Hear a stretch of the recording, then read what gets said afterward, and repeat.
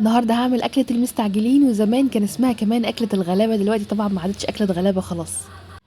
جبت الطماطم كده زي ما انتم شايفين وقطعتها شرايح. بعد كده هعمل شوية دقة، جبت الفلفل الأخضر قطعته كده وحطيته في الكبة. بعد كده حطيت عليه فصين من التوم، تمام. حطيت عليه ملح، حطيت عليه خل، حطيت عليه شوية كمون، شوية كزبرة، شوية بابريكا أو شطة. بعد كده عصرت عليه كمية من الليمون، تمام. بعد كده ضربتهم في الكبة كده، وهحط عليهم كده طماطمية تديها لون أحمر. ولو عندكم فلفل احمر حطوا فلفل احمر. هنا بقى هبدأ ان انا اعمل الدقة في الطماطم كده زي ما انتم شايفين. الطماطم دي بتبقى حلوة جدا بقى، بتتاكل كده مع رز وسمك او تتاكل مع اي حاجة كده، بتبقى طعمها حلو قوي. هنا بقى هسيبها بقى تتملح شوية. بعد كده بقى هنعمل أكلة النهاردة، وهي الرز وعدس. انتوا كتبتولي كتير في الكومنتات ان انا اعمله ببصل، اللي هو البصل المحمر.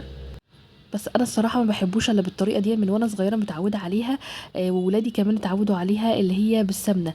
يا سلام بقى بالسمنه كده، بسمنه بلدي وشويه زيت كده حلوين، بتبقى طعمها حلو جدا. كل واحد ليه طريقته في الاكل. انا بحبها جدا بالطريقه دي، وحاولت النهارده اللي انا الصراحه اعملها بالبصل، بس ما قدرتش في اخر لحظه الصراحه تراجعت. هنا بقى قدمتها كده مع الطماطم المخلل زي ما انتوا قلتولي، سمعت كلامكم اهم.